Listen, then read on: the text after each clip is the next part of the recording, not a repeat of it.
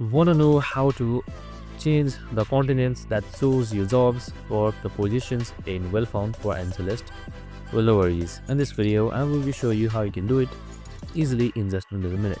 This works only for remote jobs though, so make sure you have it enabled. So we have also created a video on how to enable or disable remote jobs, so make sure to watch it. So once you've opened up wellfound.com and once you've signed in and completed your profile, on the left side you should be seeing jobs. It should usually be on the profile, so you can just simply check that.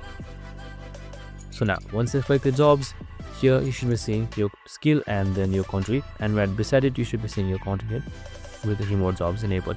So just simply click in one of these two, include remote jobs or only remote jobs.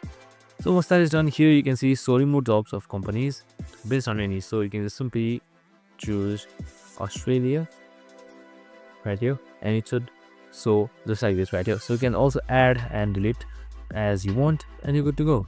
I hope this video helped. If it did, make sure to like, subscribe, and tune in with us for more of these videos. See you in the next one.